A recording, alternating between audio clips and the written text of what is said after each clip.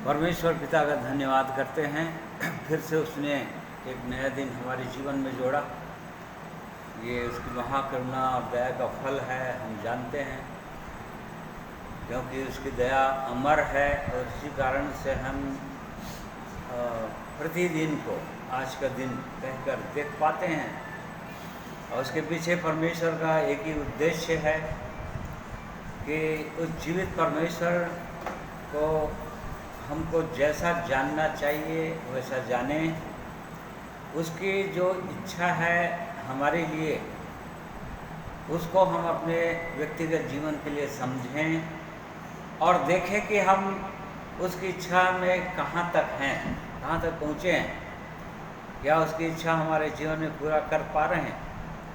और यदि नहीं कर पा रहे हैं तो उस परमेश्वर की इच्छा है कि उसके पवित्र वचन के प्रकाश में हम अपने जीवन को जांचें कि कहाँ पर हम चूक कर रहे हैं या कहाँ पर हम नहीं देख पा रहे हैं अपने जीवन को। ये परमेश्वर की सिद्ध इच्छा और मनसा है।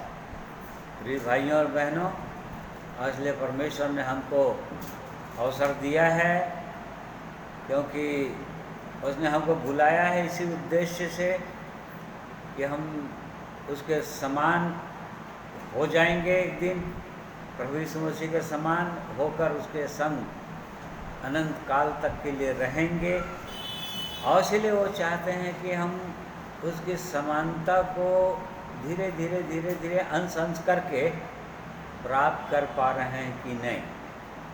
और इसलिए आज के दिन में जितने मेरे प्रिय भाई बहन मेरे साथ जुड़ रहे हैं ऑनलाइन, मैं आप सबों का धन्यवाद करता हूं और प्रभु यीशु मसीह के पवित्र नाम में आप सबों को नमस्कार कहता हूं, जय मसीह कहता हूं। आइए आज के दिन इस संगति को आरंभ करेंगे, इस आराधना को प्रार्थना के साथ। प्रेमी परमेश्वर पिता, हम आपका धन्यवाद करते हैं। आप जीवित परमेश्वर हैं, आप हमारे स्वर्गीय पिता हैं, आप सर्वशक्तिमान परमेश्वर हैं, आप सारी सृष्टि के रचने वाले बनाने वाले परमेश्वर हैं। इन सब से बढ़कर आप सनातन प्रेमी परमेश्वर हैं, जिसने हमसे प्रेम किया है और प्रेम का प्रमाण के रूप में अपने एकलौते पुत्र प्रभु यीशु मसीह को क्रूस पर बलिदान किया है और उसके जीवन को बहाया है, अपने उसके रक्त को बहाया है, ताकि इसके द्वारा हम जीवन प्राप्त कर सकें। और इसलिए आप जीवित परमेश्वर की हम महिमा करते हैं, स्तुति करते हैं, धन्यवाद करते हैं। आप हमारे अद्भुत महान परमेश्वर, आप हमारे स्वर्गीय पिता हैं। आपके चरणों में हम आते हैं पिताजी, आज के दिन के लिए धन्यवाद करते हैं। आपने हमारे जीवन में जोड़ा है और जैसा कि हमने देखा कि आप चाहते हैं कि हम आपके समान बन जाएं, आपके पुत्र प्रभु यीशु मसीह के समान बन जाएं। और इसलिए आज के दिन में भी हम आपकी सहायता चाहते हैं, आपके पवित्र वचन के द्वारा, ताकि हम देख सकें अपने जीवन को कि कहाँ पर हम पहुँचे हैं। और इसलिए आज के दिन में जितने प्रिय भाई बहन जुड़े हैं या जुड़ते हैं, प्रभु हर एक को मैं आपके हाथों में सौंप देता हूँ। हर एक की सहायता अगुवाई कीजिए। पवित्र आत्मा परमेश्वर आपकी सहायता अगुवाई, आपके पवित्र वचन को समझने में, बोलने में, सुनने में और उनके अनुसार, उन वचनों के अनुसार चलने में हम सहायता चाहते हैं। और इसलिए एक प्रिय भाइयों बहनों को आपके हाथों में सौंप देता हूँ, इस स्थान को आपके हाथों में सौंप देता हूँ। पवित्र आत्मा की उपस्थिति के लिए धन्यवाद करते हैं। प्रभु यीशु के रक्त के बाड़े के लिए धन्यवाद करते हैं, जो हमारे चारों ओर बांधा है उसमें। और इसलिए प्रभु जी, आपकी उपस्थिति में हम बैठकर आपकी महिमा करना चाहते हैं, गीतों के द्वारा, आपके पवित्र वचनों के द्वारा, और आपको महिमा मिले इन सब बातों। आपकी उपस्थिति में कान लगाकर बैठने में, सब बातों में, सुनने में, हमारी सहायता अगुवाई। प्रार्थना प्रभु यीशु के नाम में मांगते हैं, सुनिए ग्रहण। आमीन। आइए आज के दिन में प्रभु की महिमा के लिए कुछ गीतों को सुनेंगे।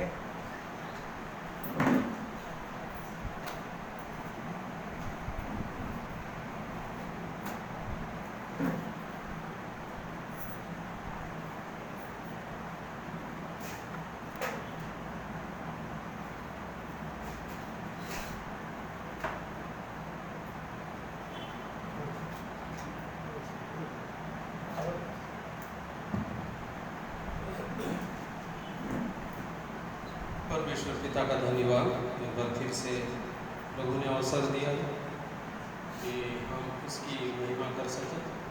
आइए हम प्रभु के शरण में अपने जीवन को पूरी रीति से समर्पित करेंगे, क्योंकि वही संभालता है, उसी के हाथों में हम सुरक्षित रह सकते हैं।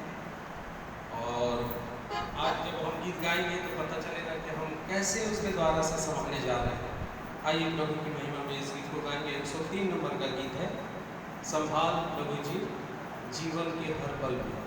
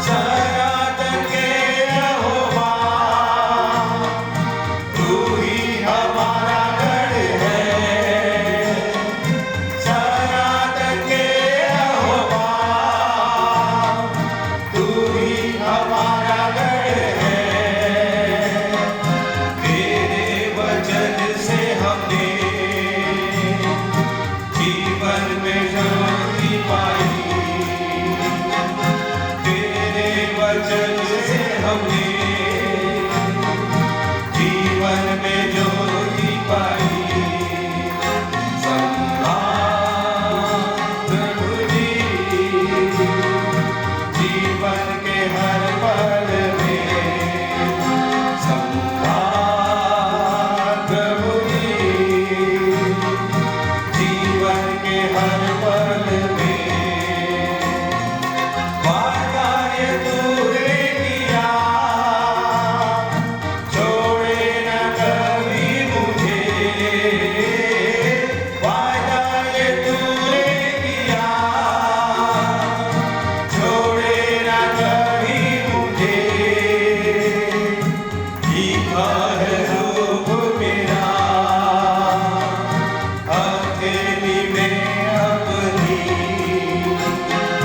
लिखा है रूह मेरा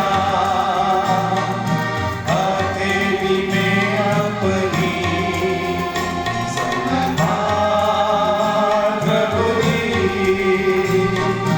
जीवन के हर पल में संभाल प्रभु जी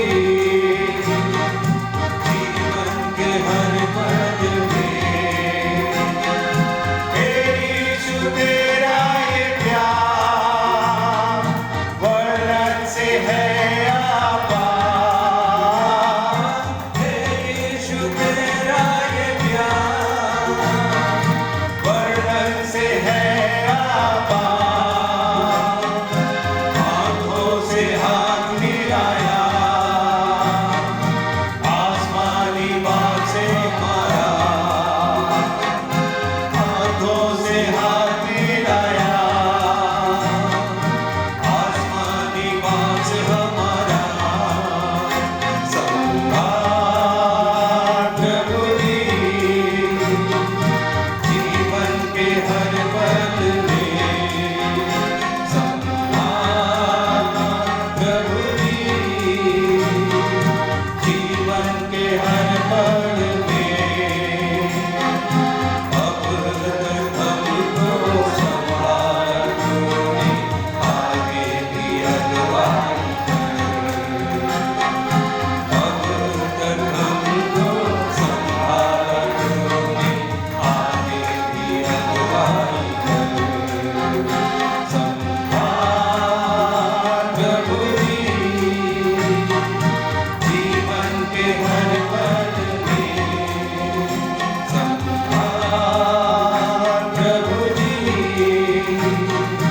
जीवन के हर पल में प्रभु की स्तुति हो, महिमा हो। आइए एक और गीत प्रभु की महिमा में गाएंगे, क्योंकि प्रभु यीशु आने वाले हैं और जो उन पर पूरा विश्वास करते हैं, जो अपनी तैयारी कर चुके हैं, प्रभु यीशु मसीह अपने साथ लेकर के जाएंगे और एक ऐसा देश होगा जो हमारा होगा। ये विश्वास के साथ प्रभु की महिमा में हम इस गीत को गाएंगे। सियोन देश हमारा है देश, रहते हैं हम परदेश।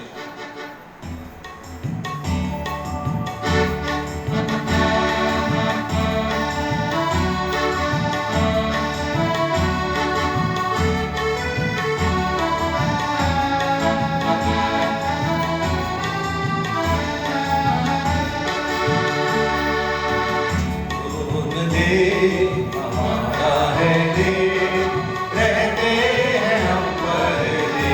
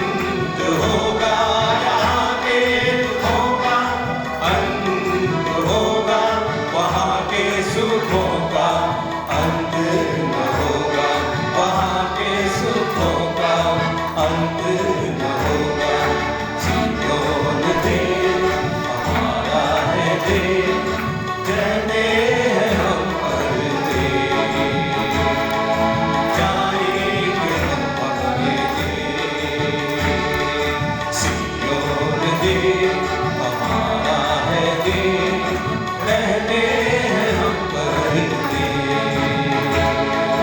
जाएंगे हम अपने देश। Hallelujah hallelujah hallelujah hallelujah hallelujah hallelujah hallelujah hallelujah. आएगा यीशु यहाँ, ले जाएगा हमको वहाँ। आएगा यीशु यहाँ, ले जाएगा हमको वहाँ। वादा यीशु का पूरा होगा, वादा यीशु का पूरा होगा। आनंद जीवन हमको मिलेगा, आनंद जीवन हमको मिलेगा। सियोन देश, हमारा है देश, रहते हैं हम परदेश, जाएंगे हम अपने देश। सियोन देश, हमारा है देश, रहते हैं हम परदेश, जाएंगे हम अपने देश। Hallelujah hallelujah hallelujah hallelujah hallelujah hallelujah hallelujah hallelujah.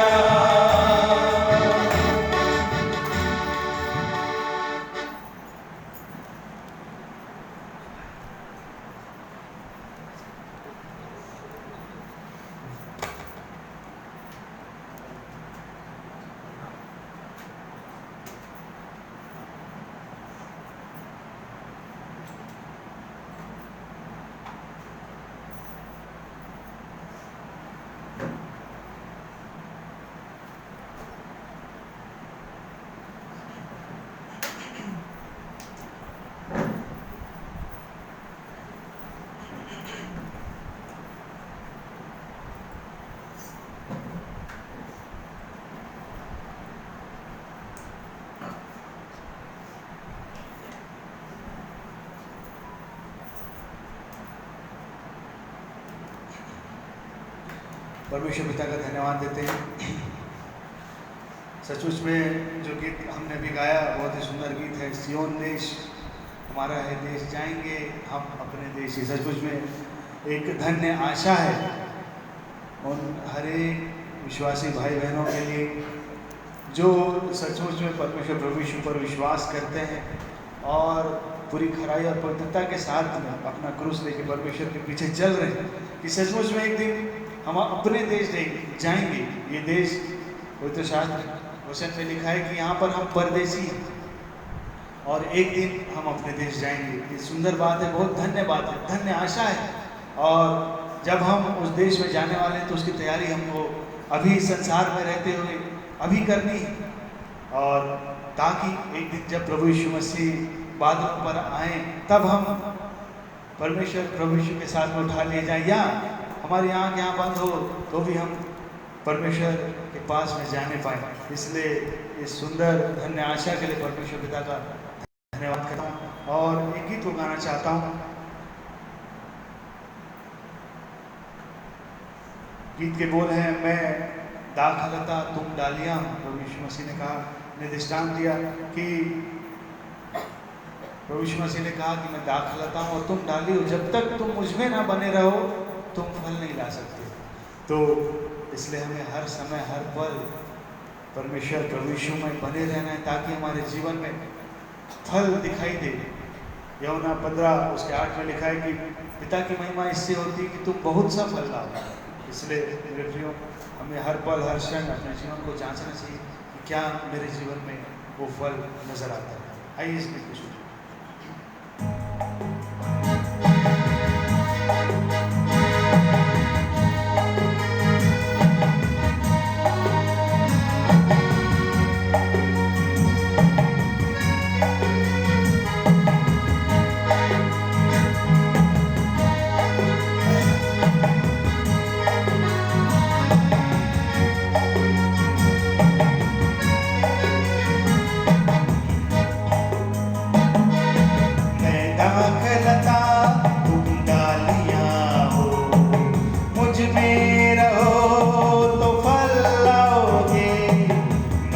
दाखलता तुम डालियां हो, मुझ में रहो तो फल लाओगे, मुझसे अलग गर जोगे, कुछ भी नहीं तुम कर पाओगे, मुझसे अलग गर जोगे, कुछ भी नहीं तुम कर पाओगे।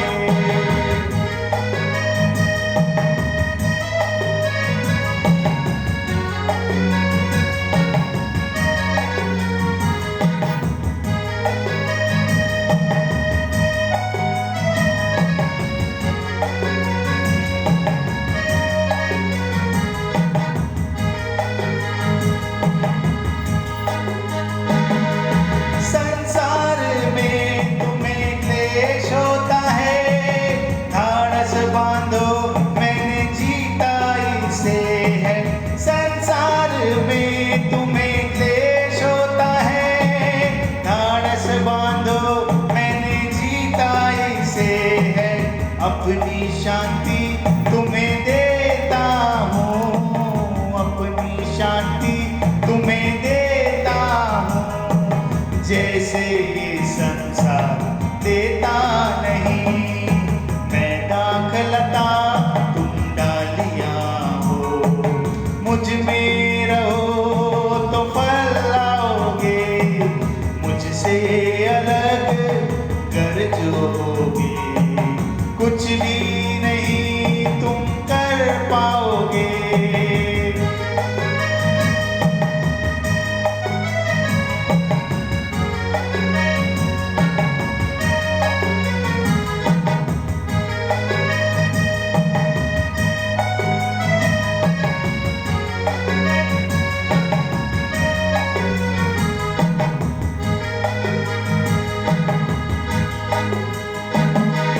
मांगो तो पालोगे, तुम्हारा आनंद देखो पूरा होगा। मांगो तो पालोगे, तुम्हारा आनंद देखो पूरा होगा। मुझ में तुम बने रहो, वचन तुम में बना रहे, मुझ में तुम बने रहो, वचन तुम में बना रहे, तो जो चाहो हो जाएगा। मैं दाखलता तुम डालियां हो, मुझ में रहो तो फल लाओगे, मुझसे अलग गर जोगे, कुछ भी नहीं तुम कर पाओगे। मैं दाखलता तुम डालियां हो, मुझ में रहो तो फल लाओगे, मुझसे अलग गर जोगे, कुछ भी नहीं तुम कर पाओगे, कुछ भी नहीं तुम कर पाओगे, कुछ भी नहीं तुम कर पाओगे।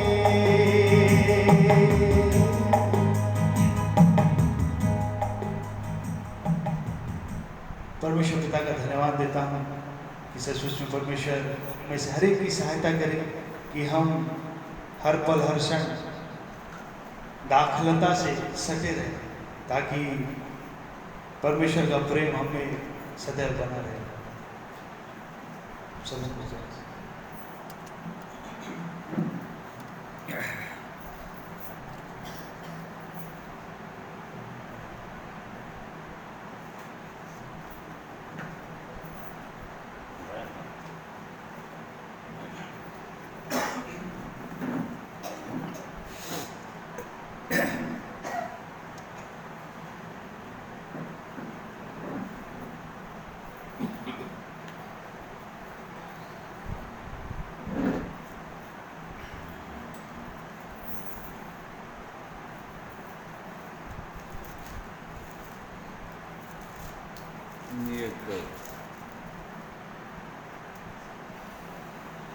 मत्ती 27 अध्याय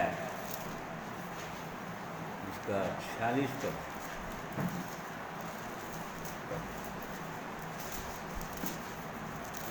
मैथ्यू 27:46।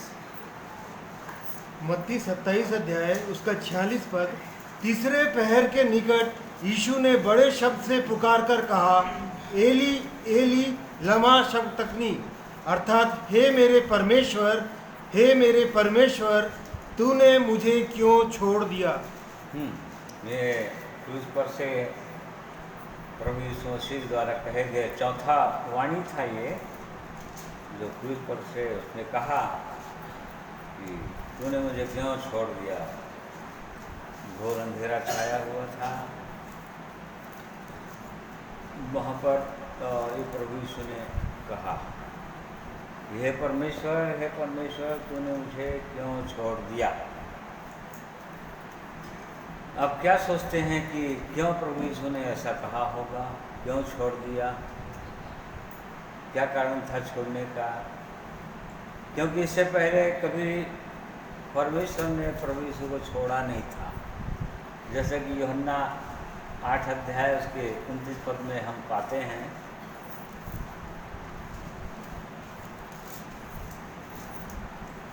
मेरा भेजने वाला मेरे साथ है, उसने मुझे अकेला नहीं छोड़ा, क्योंकि मैं सर्वदा वही काम करता हूँ जिससे वह प्रसन्न होता है। हाँ, यहाँ पर प्रभु यीशु ने क्या कहा कि वो परमेश्वर जो उसका स्वर्गीय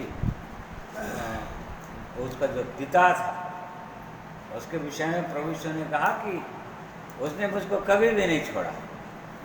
क्यों? क्योंकि जो पिता की इच्छा थी प्रभु यीशु वही करते थे, जो उसकी इच्छा थी। जो उसकी इच्छा को ही पूरा करने के लिए प्रभु यीशु इस पृथ्वी पर आए थे, और उसने पिता ने कभी छोड़ा नहीं था। क्यों? क्योंकि पुत्र ने वही किया जिससे पिता प्रसन्न होते थे हर समय।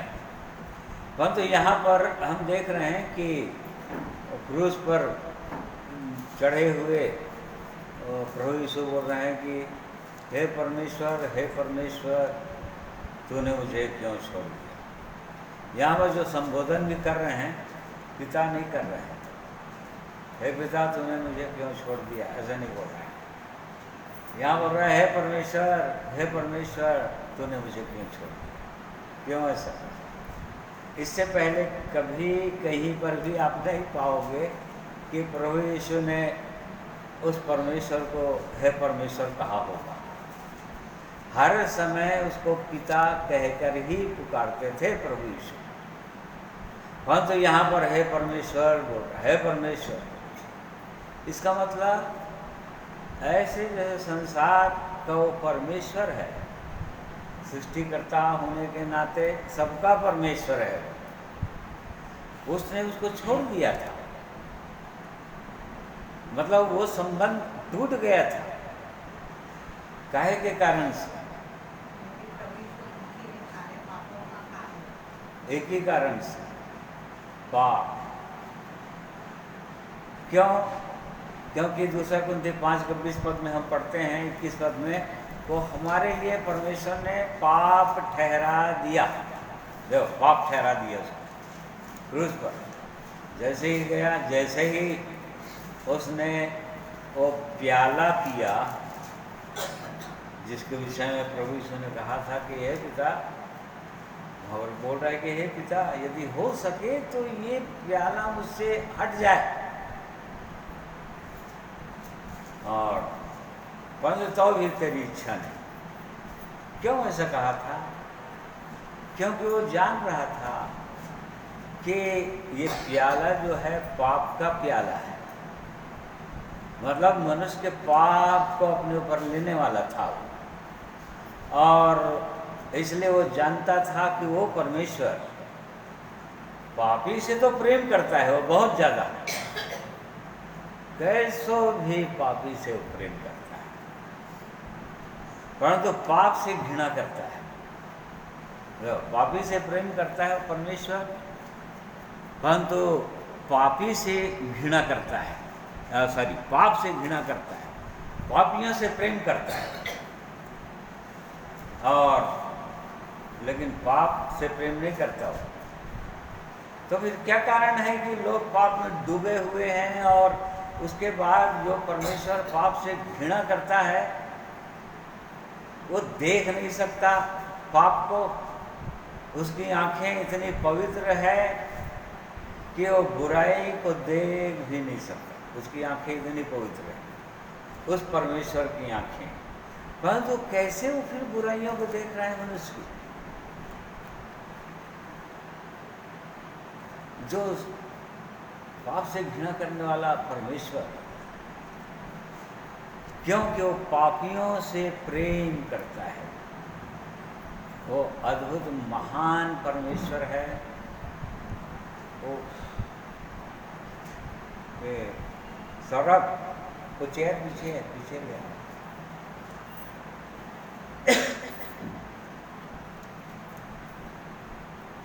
तो इसके विषय में कभी आपने सोचा?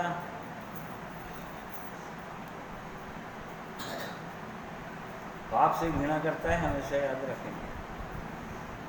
हमसे प्रेम करता है, मनुष्य प्रेम करता है, पापी मनुष्य प्रेम करता है।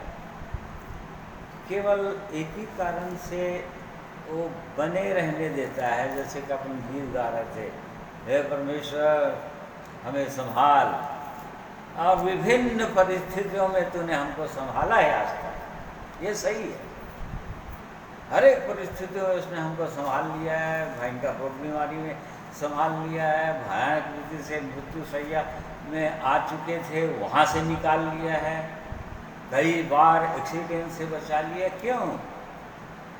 तो पाप से घृणा करता है मनुष्य, जिसके जीवन में पाप है। क्यों बचाता है? क्यों संभालता है?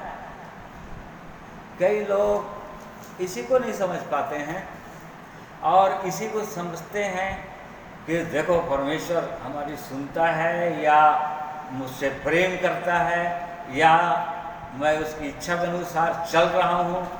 उसकी महिमा करते हैं, हम उसका वचन पढ़ते हैं, प्रार्थना करते हैं, भेंट देते हैं, और इस कारण से परमेश्वर हमको संभालता है। भले अपन पाप में डूबे हुए हैं, पाप का जीवन जी रहे हैं, तो भी संभालता है। ऐसा नहीं है प्रिय भाइयों और बहनों, इस कारण से संभालता है, ऐसा बिल्कुल नहीं है। एक उद्देश्य के लिए संभालता है। एक वचन से अपन समझ जाएंगे। भजन संहिता 7 अध्याय, इसका 11 पद से पढ़िए। परमेश्वर धर्मी और न्यायी है, वरन ऐसा ईश्वर है जो प्रतिदिन क्रोध करता है। यदि मनुष्य ना फिरे तो वह अपनी तलवार पर सान चढ़ाएगा। वह अपना धनुष चढ़ाकर तीर संधान चुका है, और उस मनुष्य के लिए उसने मृत्यु के हथियार तैयार कर लिए हैं। हाँ, देखिए यहाँ पर साफ साफ लिखा है, वो परमेश्वर प्रतिदिन क्रोध करता है। क्यों? क्योंकि पाप को देख नहीं सकता है मनुष्य के जीवन। पाप से घृणा करने वाला परमेश्वर है। पापी से प्रेम करता है अवश्य, परंतु वो चाहता है कि यदि मनुष्य मन नहीं फिराएगा तो उसने उसके लिए मृत्यु का हथियार तैयार कर लिए है। अब उसका मृत्यु का हथियार चाहे ट्रक के नीचे हो, चाहे पंखा में लटकाना हो, चाहे हार्ट अटैक हो, किसी भी माध्यम से और मृत्यु का हथियार तैयार कर लिया हो। यदि मनुष्य ना फिरे, मन ना फिराए तो वो नाश ही होना है मनुष्य को। लूका 13 के अंदर प्रभु यीशु मसीह ने कुछ यहूदियों से बातचीत कर रहे थे, तो ये बता रहे थे कि वो जो पिलातुस ने कई लोगों का लहू को उनके बलिदानों के साथ मिलाया। और क्यों? 5 पद पढ़ो।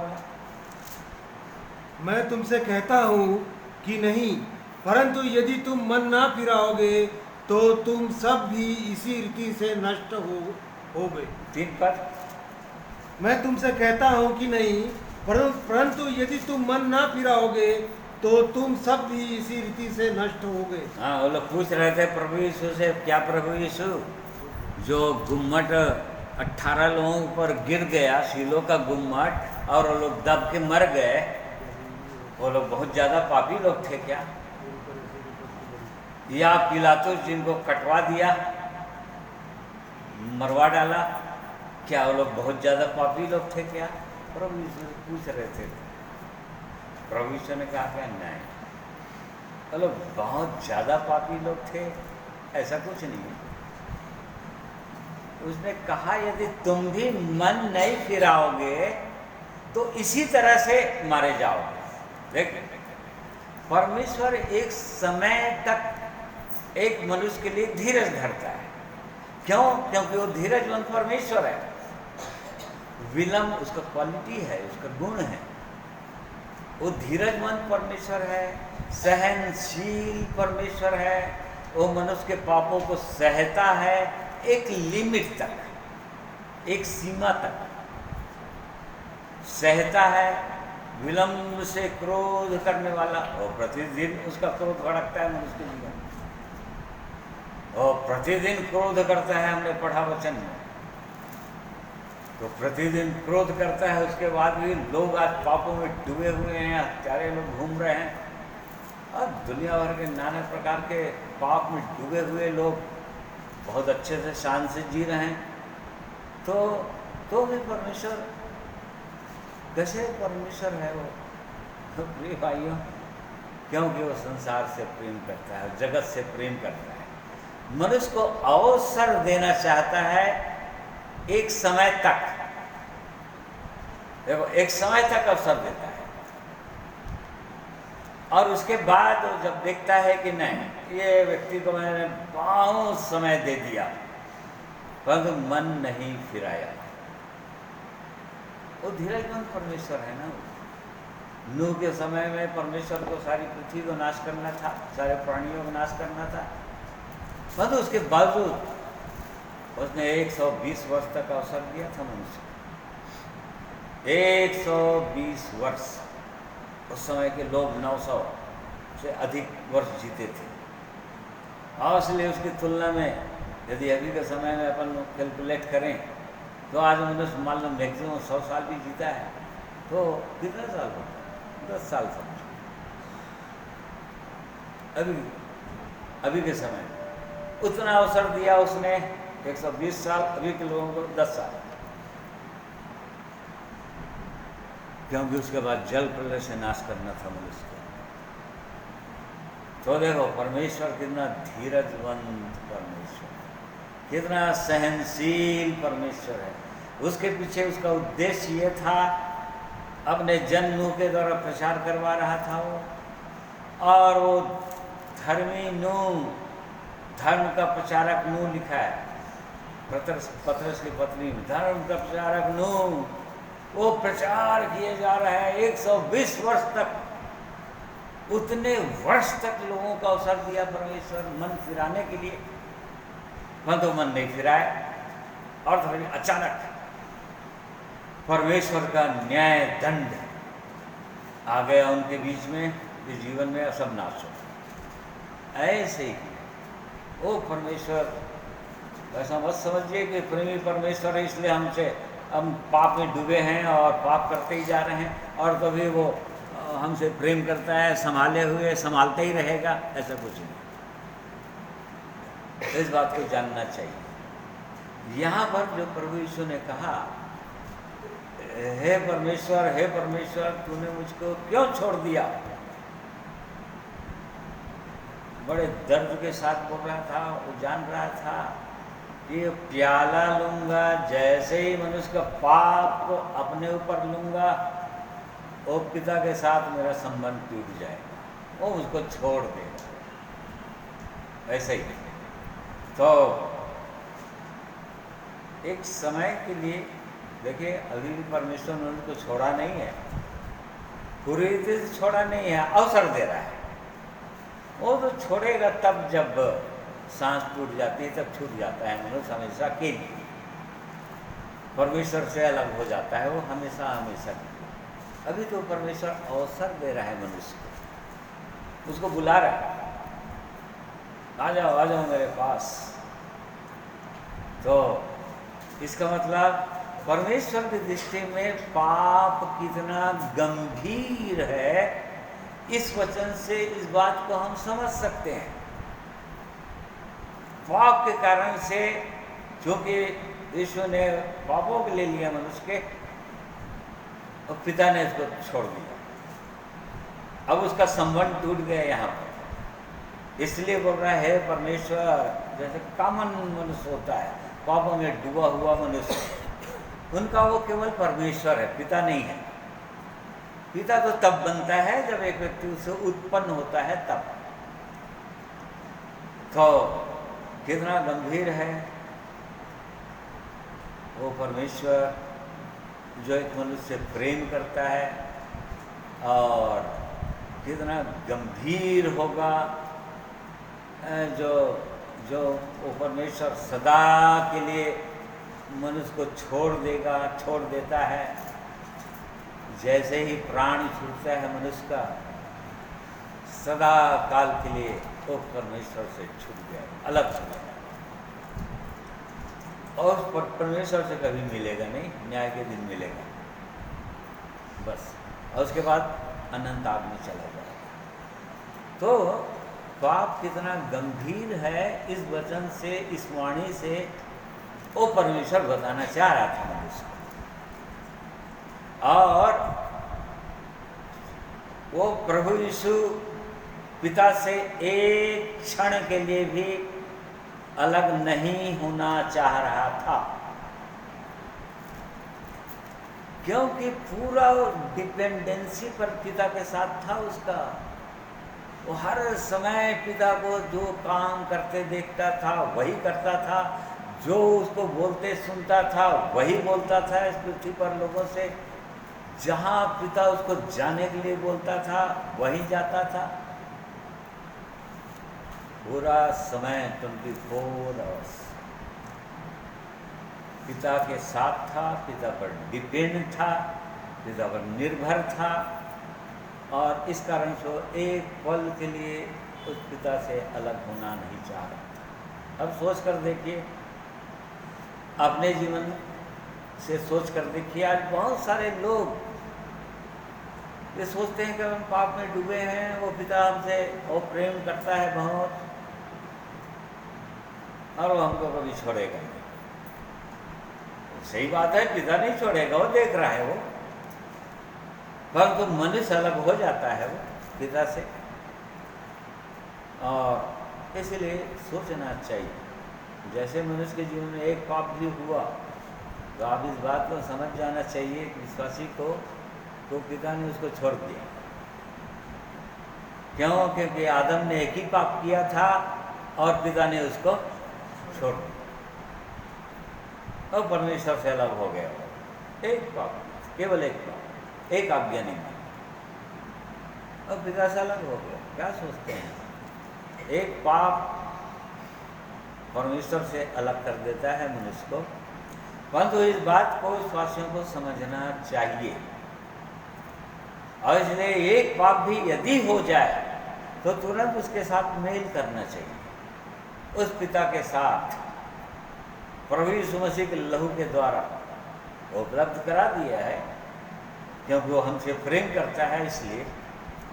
और यो परमेश्वर की अद्भुत सिद्ध इच्छा थी, योजना थी। मनुष्य को बचाना चाहता था, प्रेम करता था, और प्याला को इसलिए पिया प्रभु यीशु, क्योंकि यदि नहीं पिया होता तो क्या होता? हम कभी भी बच नहीं सकते थे, फिर नरक की आग से कोई बचा ही नहीं सकता था। और इसी कारण से प्रभु यीशु ने हमारे पापों को अपने ऊपर ले लिया, ताकि हम बच जाएं हमेशा के लिए। तो ये उसकी सिद्ध इच्छा और मनसा थी। अब हमको ये देखना चाहिए कि यदि उस परमेश्वर ने हमारे पापों को क्षमा किया है, अपने लहू से धोया है, शुद्ध किया है जिनको, जो लोग इस लहू से शुद्ध हुए, और उसके बाद आगे हम कहाँ तक बढ़े हैं, कहाँ तक हैं, उस पिता तक पहुँचे हैं कि नहीं पहुँचे, वहाँ तक गए हैं कि नहीं, उससे मेल हुआ है या उससे बातचीत या उसकी उपस्थिति को हम अनुभव करते हैं कि नहीं करते हैं अपने जीवन में। इन बातों को एक विश्वासी को बहुत भली भांति जांचना चाहिए। इसलिए जांचना चाहिए क्योंकि जैसे ही एक वचन पढ़ेंगे, इसको खुला ही रखिए, इब्रानी 3:10 अध्याय,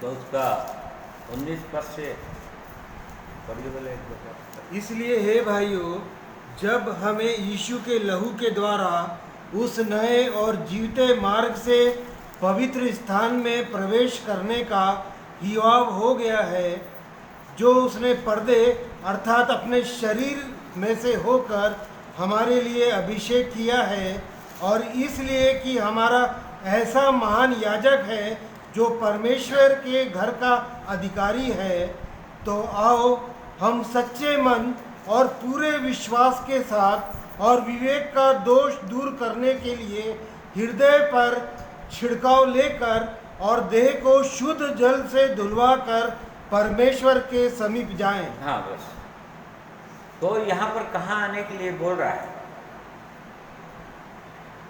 यहाँ पर बोल रहा है इसलिए है भाइयों, जब ये विश्वासियों को बोल रहा है ना, मतलब जिनके पाप क्षमा हो गए हैं, प्रभु यीशु के लहू से धुल गए हैं, वो लोग साफ हो गया है, उनको बोल रहा है।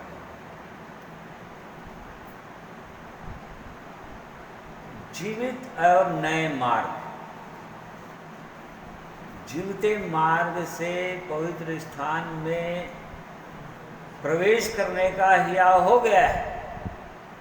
पवित्र स्थान में, एक्चुअल में परम पवित्र स्थान में, परम पवित्र स्थान में प्रवेश करने का हियाव हो गया है। देखो कैसे कैसे हियाव हो गया, देखो परम पवित्र स्थान पुराने नियम में दिया हुआ है। मिलाप वाला तंबू के विषय में हमने सुना है, पढ़ा है, और कहाँ तक समझे हैं उसको, आप उसको जानिए, जानना चाहिए। मिलाप वाला तंबू में 3 खंड था, ठीक है। परमेश्वर ने कहा था मूसा को, ये मूसा मेरे रहने के लिए, मेरे निवास स्थान के लिए एक तंबू बना देना, क्योंकि मैं वहीं तुमसे मिला करूँगा, अपने लोगों से मिला करूँगा। और तब फिर निर्गमन 25 पद से 25 अध्याय से आगे सब दिया हुआ है। मिलाप वाले तंबू के विषय में आखिरी पद दिया हुआ है, आखिरी अध्याय था। तो मूसा ने बनाया, तो 3 खंड बनाया। आंगन था,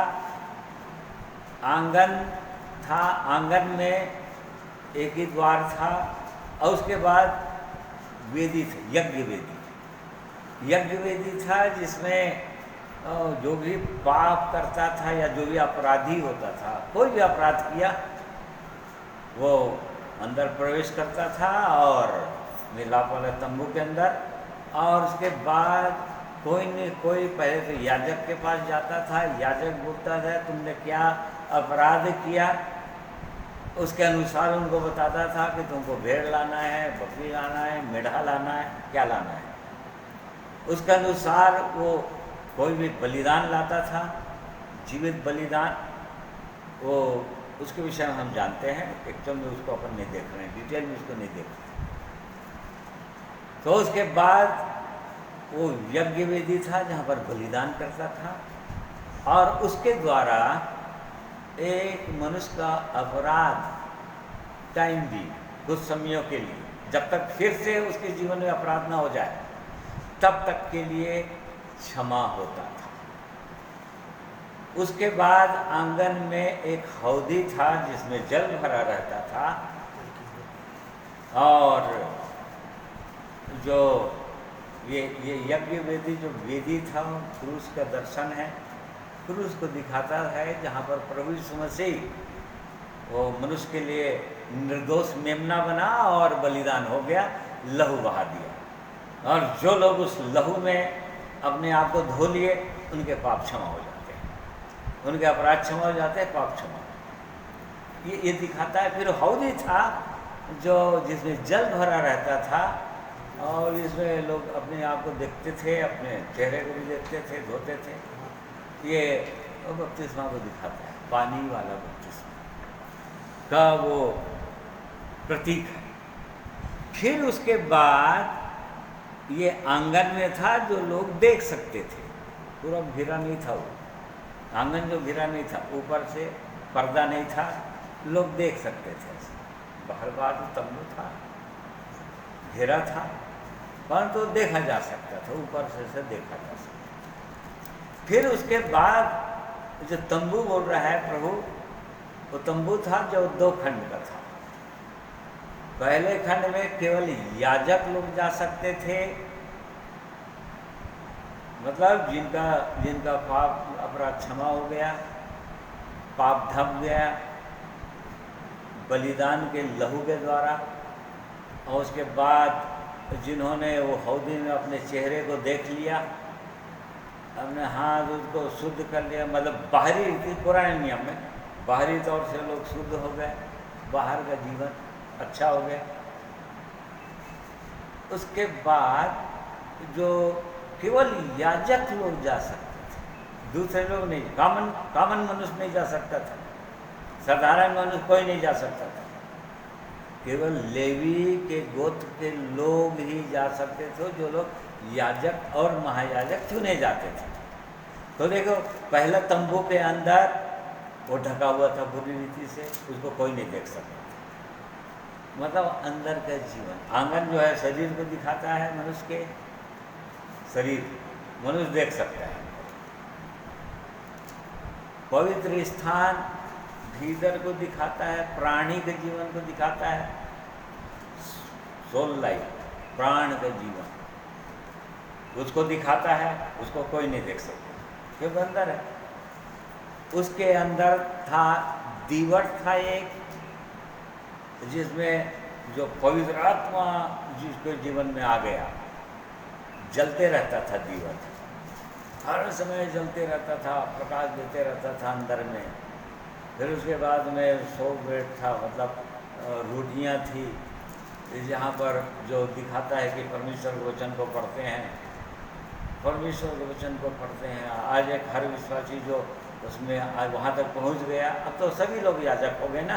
नए नियम के अंदर जो लोग प्रभु यीशु मसीह के लहू से धुलते हैं, उसके देह में जुड़ जाते हैं, वो लोग याजक हो गए। अब वो लोग सब पवित्र स्थान में भी प्रवेश कर सकते हैं, परम पवित्र स्थान में भी प्रवेश कर सकते हैं। अब इनके लिए सभी लोगों के लिए खुल गया मार्ग नए नियम के अंदर, प्रभु यीशु मसीह की मृत्यु के कारण, पवित्र आत्मा के कारण। तो दीवट था जहाँ पर जलते रहता था दीपक, 7 दीपक जलते रहता था। फिर उसके बाद मेज था जिसमें 12 रोटियां लाइन से लगी रहती थी, जो प्रतीक के रूप में हम वचन पढ़ते हैं, परमेश्वर के वचन पढ़ते हैं, वो परमेश्वर के वचन को दिखाता है। फिर एक धूप वेदी थी जो प्रार्थना करती थी, प्रार्थना भी दिखाता है। तो इतना सब करते हैं, परंतु इतना सब करने के बावजूद भी क्या उसकी उपस्थिति को हमने पाया, या उसके आनंद में हम सम्मिलित हुए? हर समय आनंद, आनंद की भरपूरी, जैसे कि भजन संहिता 16 अध्याय उसका 10 और 11 पद पढ़िए वाला।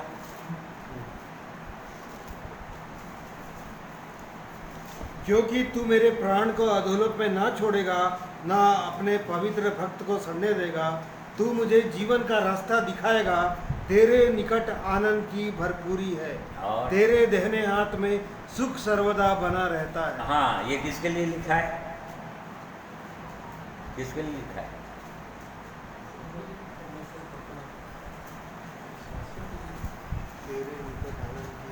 किसके लिए लिखा है? देखिए आप लोग, प्रभु यीशु मसीह के लिए है, भविष्यवाणी है। मतलब राजा दाऊद के द्वारा परमेश्वर भविष्यवाणी कर रहा था यहाँ पर कि तो उसके प्राण को अधोलोक में नहीं जाने देगा, उसके शरीर को सड़ने नहीं देगा। बाकी तो दाऊद तो मर गया, सड़ गया उसका शरीर, ठीक है ना। प्रभु यीशु के लिए, प्रभु यीशु उसका प्राण निकला, शरीर सड़ने नहीं पाया, और वो जीवन का रास्ता तू दिखाएगा। मरने के बाद, मरने के बाद जीवन का रास्ता, वास्तव में जीवन का रास्ता तू दिखाएगा, तेरे निकट आनंद की भरपूरी है। मतलब तू उस रास्ते को खोल देगा। जैसे कि हम लोग देख रहे थे मिलाप वाले तंबू में, आंगन को देखा, पवित्र स्थान को देखा, और उसके बाद बीच में एक पर्दा था ऊपर से नीचे तक, उसके बाद परम पवित्र स्थान था जिसमें वाचा का संदूक था, करूब लोग उसमें रहते थे, और परमेश्वर वहां पर उपस्थित होता था। और साल में एक बार केवल महायाजक अपने पाप और लोगों के पापों के लिए लहू लेकर जाता था परम पवित्र स्थान में, और उस वाचा के संदूक के ऊपर छिड़कता था। साल में एक बार महायाजक ही जा सकता था, क्योंकि बीच में एक पर्दा था। याजक लोग नहीं जा सकते थे, कोई लोग नहीं जा सकते थे, महायाजक जा सकता, तो वो भी डरते और कांपते हुए अपने पापों की क्षमा के लिए भी और इस्राएलियों के पापों की क्षमा के लिए भी लहू लेकर जाता था। वो कांपते हुए, डरते हुए, क्योंकि जरा भी गड़बड़ हुआ यदि उसके जीवन से तो वहीं मर जाएगा, उसके अंदर कोई जा नहीं सकता।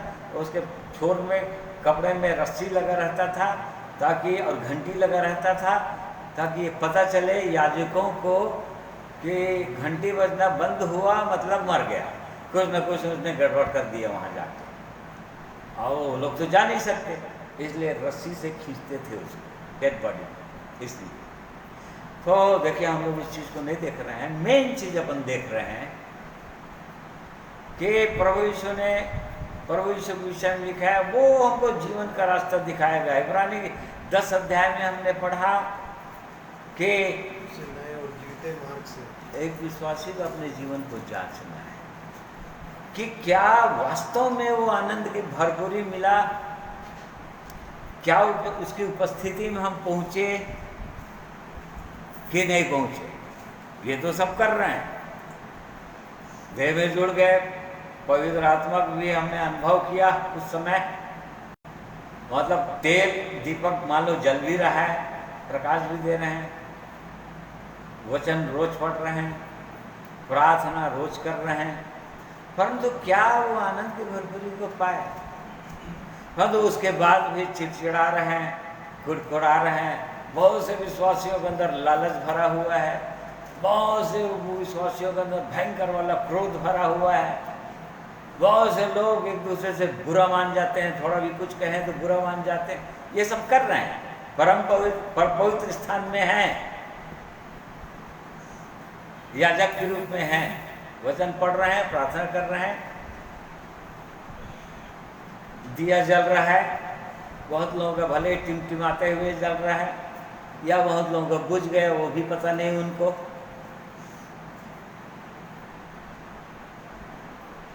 आगे कोई जा नहीं सकता था, परंतु यहाँ पर ये लिखा हुआ है कि उसके निकट आनंद की भरपूरी है। अब वहां तक पहुंचो। क्यों? वो परमेश्वर इब्रानी के लिखने वाले ने लिखा, 6 अध्याय लिखा, 6 अध्याय पढ़िए, 6 अध्याय निकालिए, उसका 19 पद पढ़िए। वह आशा हमारा प्राण के लिए ऐसा लंगर है जो स्थिर और दृढ़ है और पर्दे के भीतर तक पहुंचाता है। हाँ हाँ, देखो, और जहाँ यीशु ने मलकीसिदक की रीति पर सदा काल का महायाजक बनकर हमारे लिए अगुआ के रूप में प्रवेश किया है। हाँ, अगुआ की जगह में इंग्लिश बाइबल में पढ़ेंगे तो फोर रनर लिखा है। फोर रनर मतलब, फोर मतलब आगे, जो आगे आगे दौड़ता हुआ वहां तक चला गया। ठीक है, उसके विषय में लिखा है। वो क्या है? 19 पद पढ़िए। वह आशा हमारे प्राण के लिए ऐसा लंगर है जो स्थिर और दृढ़ है। हाँ देखो, वो हमारे प्राण के लिए ऐसा लंगर है। लंगर मतलब समझते हैं? एंकर, जो जहाज वगैरह में काम आता है। जो जहाज में मान लो आंधी तूफान आ गया, भयंकर आंधी तूफान आ गया, और तब फिर लंगर डालते हैं, मतलब रस्सी के द्वारा भयंकर वाला वेट डालते हैं, वजन डालते हैं, ताकि जहाज या नाव इधर उधर हवा से इधर उधर उड़े मत, पीछे पत्थर से टकराए मत, एकदम सतह में वो न चले जाए और धंस न जाए कहीं। इसलिए ऐसा लंगर है। कौन? प्रभु यीशु, उसको बोल रहा है प्रभु यीशु। इसका मतलब चाहे आंधी आए, चाहे तूफान आए, चाहे कोई भी समस्या आए, चाहे कैसों भी विपत्ति आ जाए, चाहे कोई भी किसी प्रकार से हमको बुरा भला कहे, वो ऐसा लंगर है जो स्थिर रहता है। ओ हवा से इधर, आंधी तूफान से इधर उधर टकराता नहीं, इधर उधर बहता नहीं, बहकता नहीं। ये बोल रहा है वो हमारा अगुआ है। फोर रनर मतलब हमारे आगे आगे दौड़ते चला गया है एक विश्वासी के लिए। ठीक है, वो हमारी आशा है, और वो खुद दौड़ते हुए चला गया है। और ऐसा जाकर उसने क्या किया? 20 पद पढ़िए फिर। जहाँ यीशु ने मलकीसिदक की रीति पर सदा काल का महायाजक बनकर हमारे लिए अगुआ के रूप में प्रवेश किया है। हाँ, परंतु वो एंकर जो है, वो लंगर जो है, वो परम पवित्र स्थान में चला गया। देखो, महायाजक के रूप में परम पवित्र स्थान में गया। वो कहे क्या चीज को लेकर? हमेशा हमेशा के लिए अपना लहू लेकर, क्योंकि महायाजक साल में एक बार ले जाता था, परंतु अपने ही लहू लेकर हमेशा हमेशा के लिए एक बार परम पवित्र स्थान में चला गया, और उसका लहू जो है वाचा के संदूक पर पड़ा। जो वाचा का संदूक जिसने खोजा है ना, रामभाई, और उसके हमने सुना था, और उसमें है वो लहू जो है जैसे क्रूस पर से बहा, वो नीचे वाचा के संदूक में प्रभु यीशु मसीह जैसे मृत्यु हुई, और जैसे भूकंप और भेडौल हुआ और पत्थर तड़के, उसका लहू जो है वाचा के संदूक उसी के नीचे था, उस पहाड़ी के नीचे वो रखवा दिया था परमेश्वर ने मियाँ नबी के द्वारा, जिसको किसी को नहीं मालूम था। हम तो परमेश्वर के एक जन ने उसको खोजा था, रामभाई। और तब ये वो लहू वहां तक पहुंचा, क्योंकि लहू पहुंचना जरूरी था। एक वाचा मिलाप वाला संदूक एकदम प्रतीक है, सिंबॉलिक है पूरी रीति से। तो अब सब लोग जा सकते हैं, याजक भी जा सकता है। कहाँ? परम पवित्र स्थान में। उसी को बोल रहा है। परंतु वो लंगर जो है, जो प्रभु यीशु मसीह है, वो तो परम पवित्र स्थान में प्रवेश कर गया। कैसे, जहाँ यीशु ने मलकीसद कहाँ कैसे पर प्रवेश किया? मलकीसिदक की रीति पर सदा काल का महायाजक बनकर हमारे लिए हाँ अगुआ के रूप में। हाँ 19 बात। वह आशा हमारे प्राण के लिए ऐसा लंगर है जो स्थिर और दृढ़ है और पर्दे के भीतर तक पहुंचता देखो, है। पर्दा जो था पवित्र स्थान और परम पवित्र स्थान के बीच में जो पर्दा था, हाँ देखो वही पर्दा जो है नहीं जाने देता था। साल में एक ही बार महायाजक जा सकता था, जिसको हम पढ़ रहे थे, फिर से पढ़ निकालिए मत्ती 27 अध्याय, तो उसका 50 पद पढ़िए। तब यीशु ने बड़े शब्द से चिल्लाकर प्राण छोड़ दिए और देखो मंदिर का पर्दा ऊपर से नीचे तक फटकर 2 टुकड़े हो गए और धरती डुल गई और चट्टानें तड़क गई। हाँ देखो, और उसके बाद कपड़े खुल के ये सब लिखा हुआ है। तो वो पर्दा जो था, वो पर्दा जो मिलाप वाले तंबू में जो पर्दा था, पवित्र स्थान परम पवित्र स्थान के बीच में जो पर्दा था, जो 4 कलर में था, वो फट गया ऊपर से नीचे तक लेकर। अब ये तो हेरोदेस राजा का मंदिर था, वो तो उस समय प्रभु यीशु मसीह के समय में। अब वो मिलाप वाला तंबू नहीं था, परंतु उसी पैटर्न में वो बना हुआ था पूरी रीति से, वैसे ही आंगन पवित्र स्थान परम पवित्र स्थान उसी पैटर्न में बना हुआ था। तो बीच में जो पर्दा था वो फट गया। अब चूंकि पर्दा फट गया, इसलिए इसी के 10 अध्याय में हमने पढ़ा, फिर से पढ़ो है 19 पर। इसलिए हे भाइयों, जब हमें यीशु के लहू के द्वारा उस नए और जीवते मार्ग से पवित्र स्थान में प्रवेश करने का हिवाव हो गया है, जो उसने पर्दे अर्थात अपने शरीर में से होकर हमारे लिए अभिषेक किया है। हाँ देखो, ओ पर्दा फट गया ऊपर से नीचे तक। यहाँ पर लिखा हुआ है तो पर्दा कौन है?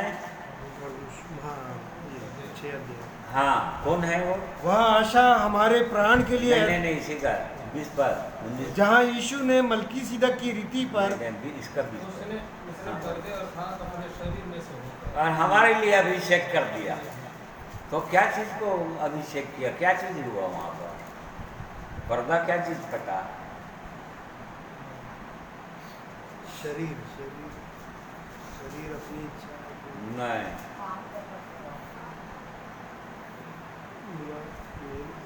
प्रभु यीशु की मृत्यु हो गई।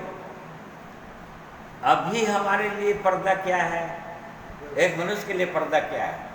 ये शरीर आंगन है, शरीर आंगन के समान, और जो बाहर से दिखता है, बाहर देख सकते हैं।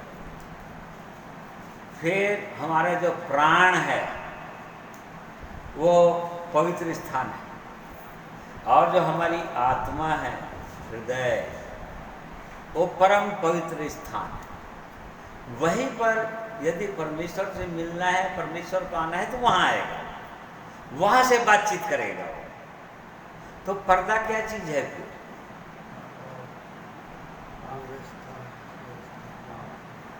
उसी को जानना है। प्रभु यीशु की मृत्यु हुई, वो पर्दा, वो उसका शरीर नहीं था, उसका जो स्वतः की इच्छा थी, जो मनुष्य की स्वतः की इच्छा, उसने कभी भी अपनी इच्छा पूरी नहीं किया। प्रभु यीशु मसीह वचन में लिखा हुआ है, ठीक है। जो पिता को भाता था, जिससे पिता प्रसन्न होता था, वही उसने किया। उसने अपनी इच्छा, मतलब हर समय अपनी इच्छा को उसने क्या किया? बलिदान किया, तोड़ दिया। वो पर्दा उसी समय टूटा, ऐसा नहीं है। पूरा 33.5 साल तक वो अपनी इच्छा का इनकार करता रहा। वही पर्दा है।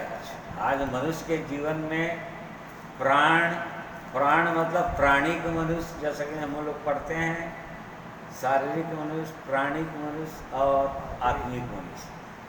आज प्राण में मनुष्य जी रहा है, इसलिए झगड़े लड़ाइयाँ भी होंगे, सब कुछ होगा, वो सह नहीं पाएंगे, कुड़कुड़ाएंगे, बड़बड़ाएंगे, चलन होगा, लालच भी आएगा और दूसरे प्रकार के भी स्वभाव के अंदर सब रहे। क्यों?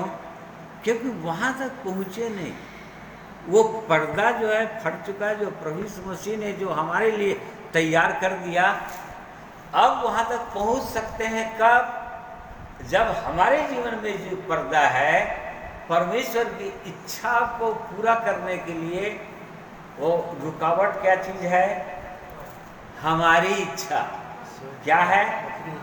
अपनी इच्छा, स्वतः का जीवन, सेल्फ सेंटर्ड लाइफ, स्वतः का जीवन, मेरी इच्छा।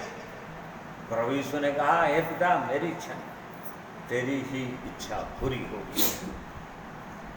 यहाँ पर मैं नहीं चाह रहा था प्रभु कि एक पल के लिए मैं तुझसे अलग हो जाऊं, परंतु यदि मैं ये काम नहीं करूँगा तो वे लोग बचेंगे नहीं, फिर नरक जाएंगे सब के सब।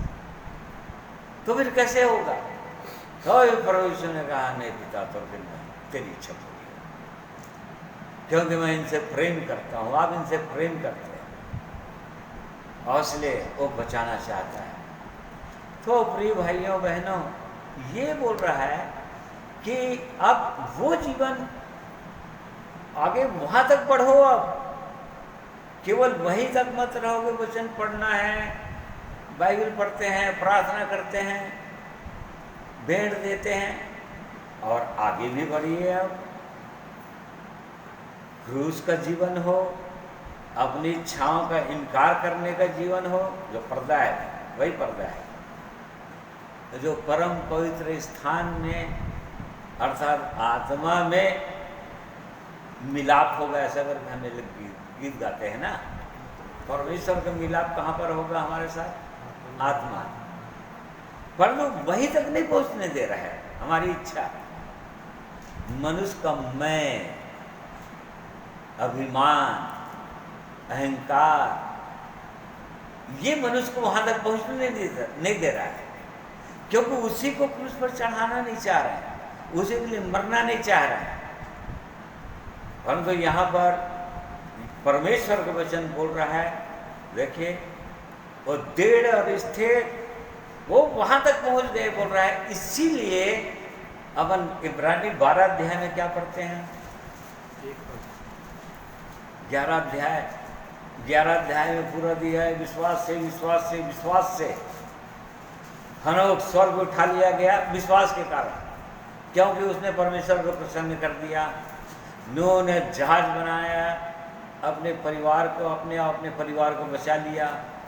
ओ यरीहो का दीवार टूट गया विश्वास से, सब विश्वास से होता रहा। यरीहो का दीवार टूट गया, लाल समुद्र विश्वास से पार हो गए थे लोग, सब विश्वास से हुआ था। ये परमेश्वर पर विश्वास से ऐसा हुआ था। इन सब के बावजूद आखिरी पद पढ़िए 11 अध्याय का 39। हाँ 40 पद, 40।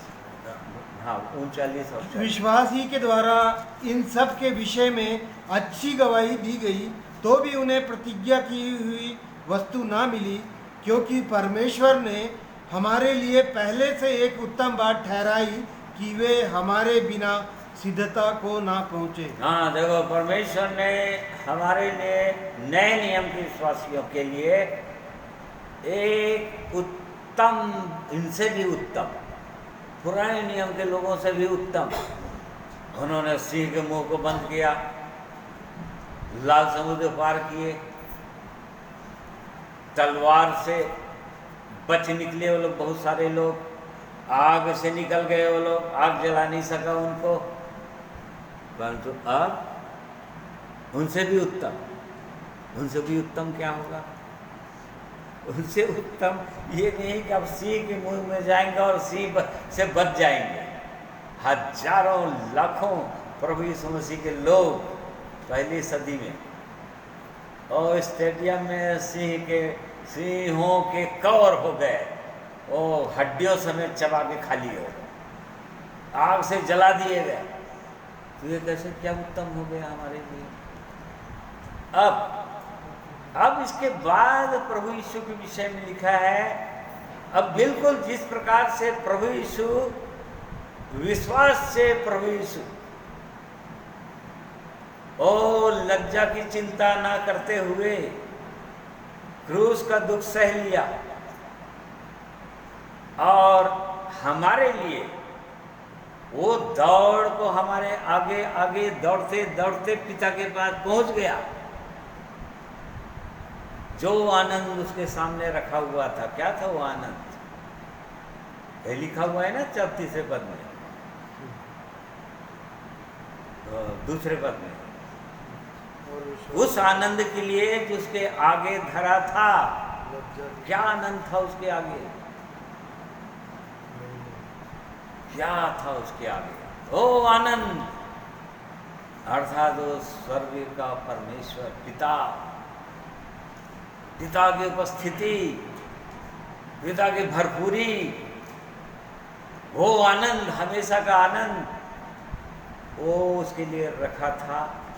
इसलिए बोल रहा है नए नियम के विश्वासियों के लिए, इसीलिए वो दौड़ जो तुमको दौड़ना चाहिए, बड़े धीरज के साथ तुम भी दौड़ो, क्योंकि एक जने हैं जो पहले ही तुमसे पहले दौड़कर वहां पर पहुंच गया है, अर्थात प्रभु यीशु,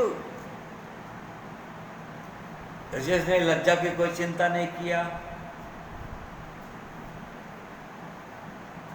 वही हमारे विश्वास के करता है, सिद्ध करने वाला यीशु है। उसको ताकते हुए, उसको देखते हुए, प्रभु यीशु मसीह को देखते हुए, यहां पर देख रहा है प्रभु यीशु को देखते हुए वो कैसे पहुंचा, वो वहां तक कैसे पहुंचा, कैसे पहुंचा वहां तक? जो उसके आनंद, जो उसके आगे धरा था, कोई चिंता न करके क्रूस का दुख सहा और उससे ऐसी मुठभेड़ हुई कि उसका लहू बह गया। कहाँ पर बह गया उसका लहू? गतसमनी के बाग में। उससे पहले 33.5 साल तक किससे लड़ता रहा वो? शैतान से ही लड़ता रहा वो दुख उठाता ही रहा, क्योंकि इब्रानी 4 अध्याय में हम पढ़ते हैं, 5 अध्याय में पढ़ते हैं, ओ दुख उठा उठा कर, आंसू बहा बहा कर आज्ञावन नहीं सीखी, वो दुख उठाता ही रहा। ओ शैतान उसके सामने हर समय आता ही रहा, अभिलाषाएं उसके सामने आती ही रही। अरे यहाँ पर थोड़ा सा झूठ बोल दो, यहाँ पर थोड़ा सा अपने आप को गिरा दो, अरे तुम्हारा थोड़ा सा तो घमंड आ जाए तुम्हारे अंदर कि तुम्हारा स्वर्ग में पिता है और गिर जाऊंगा तो भी बचा लेगा वो। शैतान हर समय उसके जीवन में चाहा कि कुछ तो क्षणिक एक कण का अहंकार तो उसके अंदर आ जाए। यदि तू परमेश्वर का पुत्र है तो, मेरे कहता है परमेश्वर का पुत्र, हाँ मैं परमेश्वर का पुत्र हूँ, पत्थर रोटी बन जा। देखो नहीं, वो पिता की इच्छा को पूरी करना चाहता था, वो शैतान के कहने में नहीं आना चाह रहा था। वो उसने सीधा सीधा जवाब दिया, शैतान लिखा है कि मनुष्य केवल रोटी से नहीं परंतु परमेश्वर के हर एक वचन से जो उसके मुख से निकलता है जीवित। और इस प्रकार से हर समय जब देखो तो तब लोग वो पत्थर उठा लेते थे, जब देखो तब ऊंचे से गिरा ही देना चाहते थे, जब देखो तब उसको मारना ही चाहते थे। क्या सोच रहा है वो? दौड़ा वो कहे के लिए, उस आनंद के लिए जो उसके आगे था, परम पवित्र स्थान में, अर्थात कहाँ? स्वर्ग। यदि वैसा देखेंगे, ये पृथ्वी जो है हमारे लिए आंगन है, या स्वर्ग है, पवित्र स्थान। स्वर्ग जो है परम पवित्र स्थान, जहाँ पर पिता रहता है, वहाँ पर ऐसे नहीं पहुँचेंगे। वहाँ पर पहुँचना है तो दुख उठाना पड़ेगा,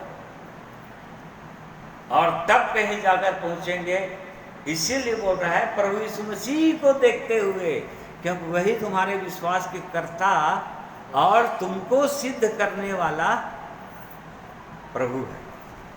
विश्वास के कर्ता और सिद्ध करने वाले यीशु की ओर देखते हुए, जिसने तुमसे पहले वो दौड़ कर चला गया, इसलिए उसको देखते रहो। वो कैसे दौड़ा, वो कैसे गया, वो कैसे लोगों से बात करता था, वो शैतान से जब सामना करना होता था तो कैसे बात करता था वो शैतान से। फरीसियों और सदूकियों से, जो लोग पाखंडी लोग थे, बहुत ज़्यादा धर्म के ठेकेदार थे, जब उनसे बात करना होता था तब कैसे बात करता था। और जब एक व्यभिचारिणी स्त्री आई, गोढ़ी जब, उनसे कैसे बात करता था। वो परमेश्वर पाप से घृणा करता है, पापियों से नहीं। और इसलिए हमारे लिए ये है, 12 पद में हम पढ़ते हैं, इसलिए उस पर ध्यान करो, प्रभु यीशु मसीह पर। क्या ध्यान करना है? प्रभु यीशु, तुम मेमना के रूप में बलिदान हुआ क्रूस पर, ओ पूरा 33.5 साल तूने मेरे लिए दुख उठाया, तूने अपनी इच्छा का इनकार करता रहा ताकि मैं बच जाऊं।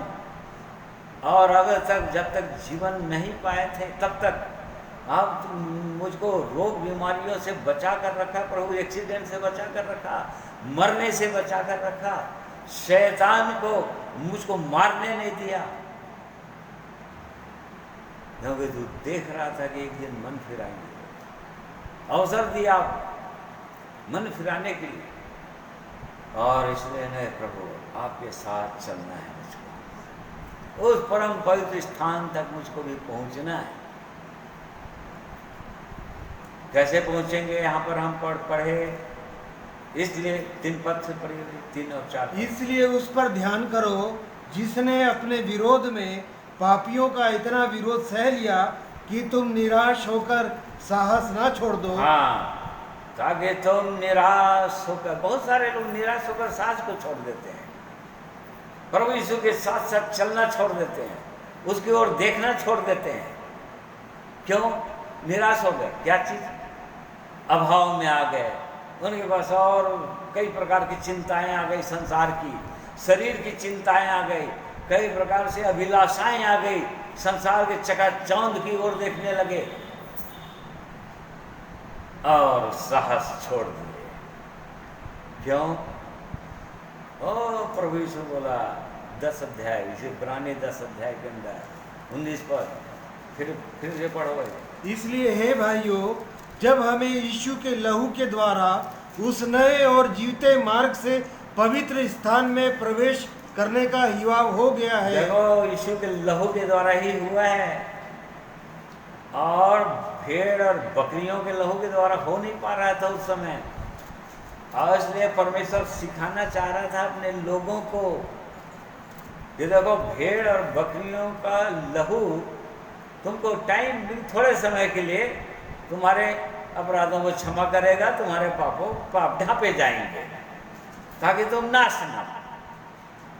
परंतु इब्रानी 10 अध्याय 12 अध्याय में साफ साफ बोल दिया कि नए भेड़ और बकरियों के लहू के द्वारा तुम्हारा उद्धार नहीं हो सकता, तुम्हारा विवेक शुद्ध हो ही नहीं सकता, पवित्र नहीं हो सकता, निर्दोष नहीं हो सकता। किसके द्वारा हो सकता है? मेमने का लहू, अर्थात प्रभु यीशु अपना ही लहू लेकर परम पवित्र स्थान अर्थात स्वर्ग में चला गया। वो वाचा के संदूक तक चला गया, परम पवित्र स्थान में, और अपने लहू को छिड़क दिया। और तब जाकर प्रिय भाइयों और बहनों इस जीवन का अनुभव किए, उसका प्रेम का स्वाद चखें, भले ही थोड़ा थोड़ा, उसके आनंद और शांति का स्वाद चखें। ये तो बयाने में दिया है, एडवांस के रूप में दिया है। यहाँ पर जितना भी उसके आनंद और शांति का अनुभव करेंगे केवल एडवांस के रूप में, एडवांस पूरा पूरा नहीं दिया जाता। और जब स्वर्ग पहुंचेंगे ना, तब कल्पना से बाहर, मनुष्य को सोच समझ से बाहर वो कैसा जगह होगा, उसको पाने के लिए उस यीशु को ध्यान करना पड़ेगा। वो हमारे आगे आगे दौड़ा है, वो हमारे वो आशा का लंगर है जो दृढ़ है, स्थिर रहता है। वो तो परम पवित्र स्थान में पहुंच गया, इसलिए हर एक विश्वासी भाइयों और बहनों को चाहता है कि वहीं तक पहुंचो, क्योंकि वहीं पहुंचा है, और वहीं पहुंचोगे तभी स्थिर रहोगे, और तभी किसी भी प्रकार से कोई समस्या आएगी कुछ भी फर्क नहीं पड़ेगा, तभी भी आनंदित रहोगे, हर समय आनंद की भरपूरी रहेगी, विचलित नहीं होगे किसी भी प्रकार से, क्योंकि आशा का लंगर जो विश्वास रूपी जहाज को इधर उधर हिलने डुलने नहीं देगा जरा भी, आंधी और तूफान इस संसार की चिंताओं की और समस्याओं की और अभिलाषाओं की आंधी और तूफान डगमगाने नहीं देगा।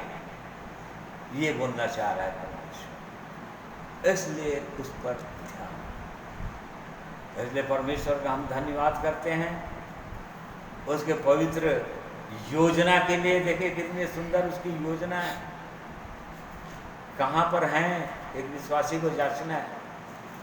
केवल पाप क्षमा हो गया, मतलब केवल आंगन तक आए हो। बहुत से लोग बस वहीं तक रहते हैं, हो गया बलिदान हो गए, शुभ लहू धुल गए, बस काफी है, समस्या समाप्त। बहुत से लोग देह में जुड़ते हैं बपतिस्मे के द्वारा, और बहुत कम लोग उसके बाद पवित्र स्थान में पहुंचते हैं, अर्थात पवित्र आत्मा का अभिषेक को प्राप्त करते हैं।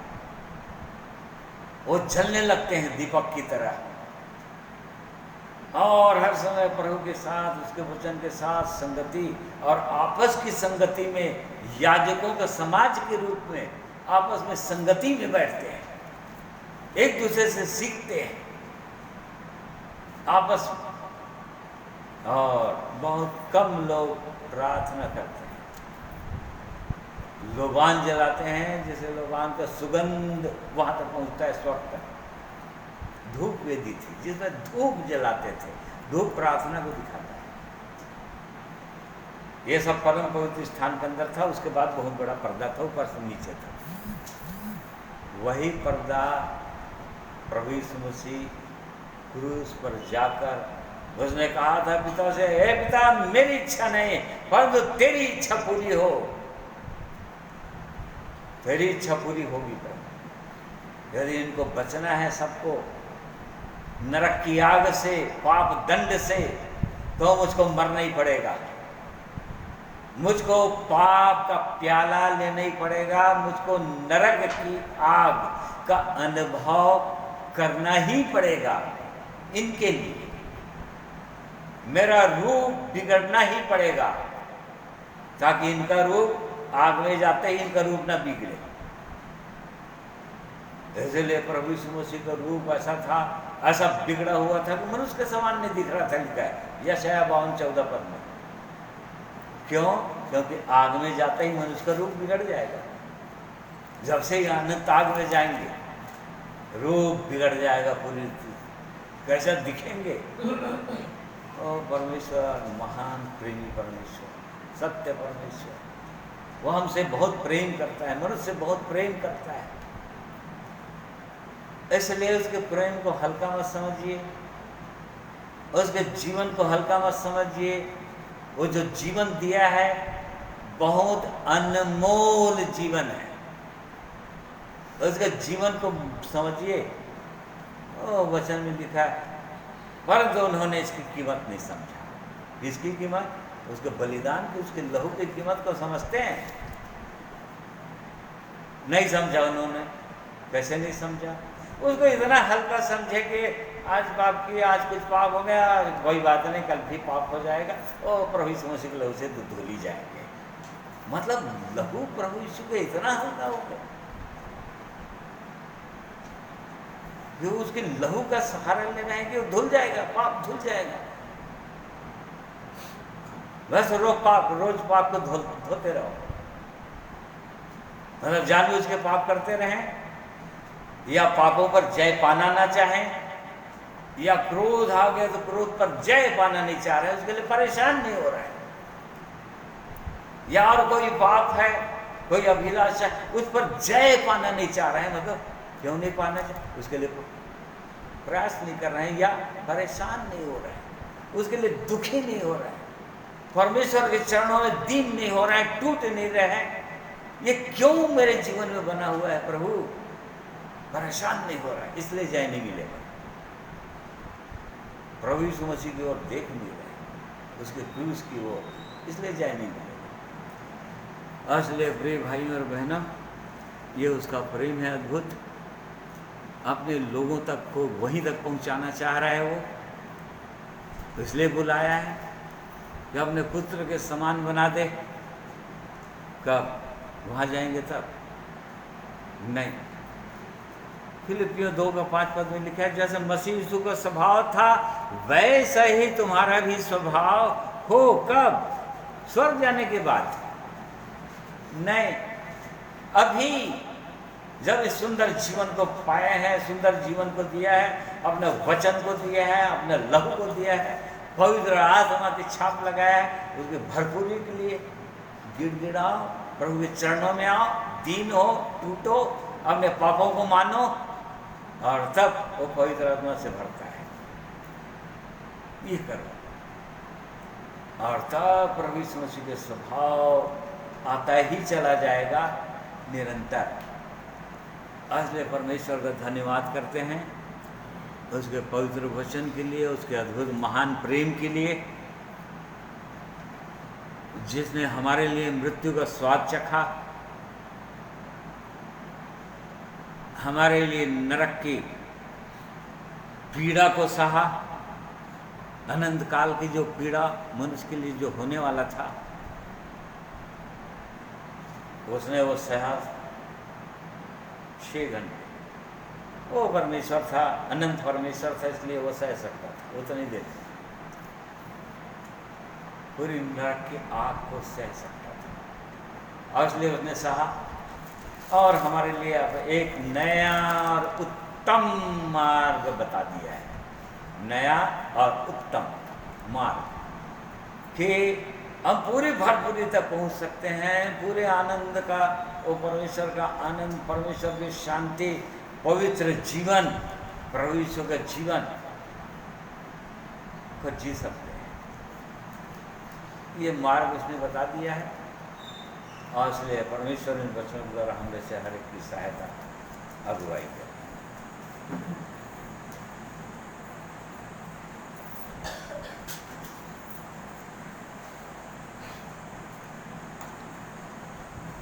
आइए एक गीत सुनेंगे आप।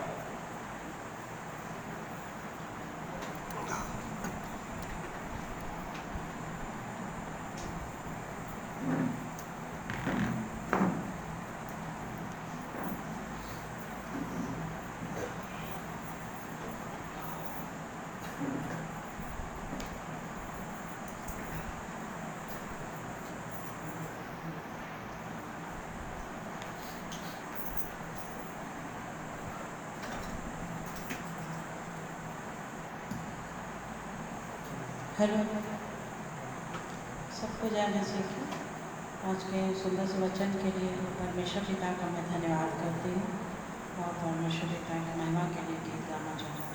परमेश्वर मेरी सहायता करेगा।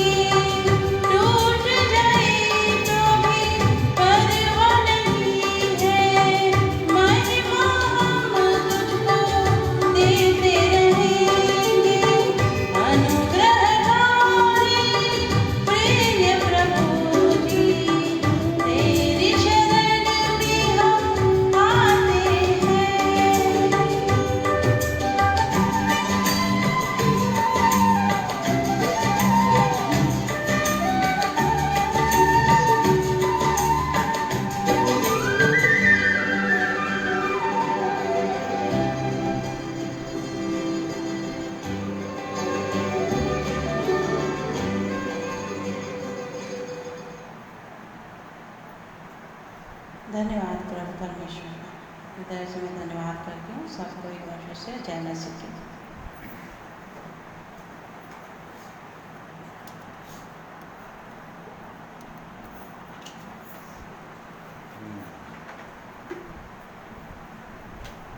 बहुत सुंदर गीत बहन गाई, धन्यवाद करते हैं। और जिसमें एक उनके गीत के अंदर एक बोल था कि ये मिट्टी का बर्तन है, इसके अंदर उसकी महिमा को सजा दो और तब फिर इसको तोड़ दो और तब फिर वो महिमा दिखाई देने लगेगा। इसलिए परमेश्वर का हम धन्यवाद करते हैं। वो चाहता है कि हमको, हमारे जीवन को, या भीतर का मनुष्य को, या आत्मा का जीवन को वो अपने उससे ज्ञान से, आनंद से, शांति से वो भर देना चाहता है, ताकि लोगों के बीच में, और हमारा जीवन बोलता है अपने शरीरों को क्रूस पर चढ़ा दो और तब ये जीवन दिखाई देगा लोगों को। ये परमेश्वर की सिद्ध इच्छा मनसा है, इसलिए परमेश्वर का हम धन्यवाद करते हैं। आइए प्रार्थना करेंगे। जैसा कि हमने आज के दिन में वचन में सुना, ओ परमेश्वर ने हमारे लिए वो सुंदर मार्ग बता दिया है, नया और सिद्ध मार्ग, कि हम पूरी रीति से उसके समीप जा सकते हैं। अर्थात वो परम पवित्र स्थान में, वो परमेश्वर की उपस्थिति में, जहाँ पर आनंद की भरपूरी होती है, वहाँ तक पहुँच सकते हैं। एक विश्वासी वहाँ तक पहुँच सकता है, परंतु कब? शुद्ध विवेक के साथ, हृदय विवेक को शुद्ध करने के द्वारा, अर्थात मनुष्यों के बीच में परमेश्वर के साथ किसी भी प्रकार से कोई रुकावट ना हो, पूरी रीति से साफ हो, शुद्ध हो, प्रभु यीशु मसीह के लहू से धुले हुए हों, विश्वास का जीवन हो, अपनी आशा का अंगीकार हो, उसको थामे रहें। हमने देखा वो आशा का अंगीकार क्या है? वो स्वयं प्रभु यीशु मसीह है, जो लंगर के समान है, जो दृढ़ और स्थिर है। उसी को और ध्यान दो, उसी को पकड़े रहो तब। और इसलिए आइए प्रभु के चरणों में आएं, अपने अपने जीवनों को देखें, इन वचनों के प्रकाश में जो हमने देखा अभी, कि आप कहाँ तक पहुँचे हैं, कहाँ तक हैं, हमारा जीवन क्या परमेश्वर की इच्छा में है, क्या हमारे जीवन के द्वारा वो प्रसन्न होता है। अपने जीवन को जांचना ही चाहिए। प्रेमी परमेश्वर पिता, हम आपका धन्यवाद करते हैं। आप सचमुच में अद्भुत महान परमेश्वर हैं। एक पापों में डूबे हुए मनुष्य आप प्रेम करते हैं, जबकि पापों से आप घृणा करते हैं, परंतु पापी को बचाना चाहते हैं प्रभु, पापों को नाश करना चाहते हैं, और उसके लिए आपने उपाय कर दिया है। क्रूस पर जाकर वो शैतान को, जो आरंभ से पाप करता आया है, आपने उसके सिर को कुचल दिया, उसको निकम्मा कर दिया, उसके मृत्यु की शक्ति को छीन लिया। अब जितने लोग उसके अधिकार में, उसके गुलामी में अभी भी फंसे हुए हैं, अब उनको छुड़ा लेना चाह रहा है, निकाल देना चाह रहा है।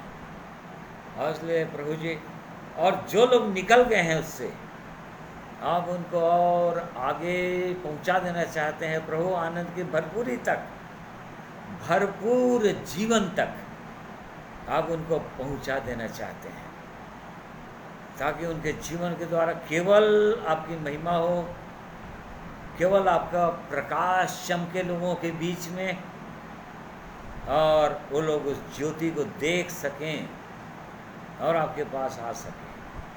और इसलिए प्रभु, हम धन्यवाद करते हैं ऐसे पवित्र वचनों के लिए, आपके अद्भुत महान प्रेम के लिए, आपके धीरज के लिए, सहनशीलता के लिए, कि आप जो पापों को देख भी नहीं सकते, आप सह रहे हैं मनुष्य के।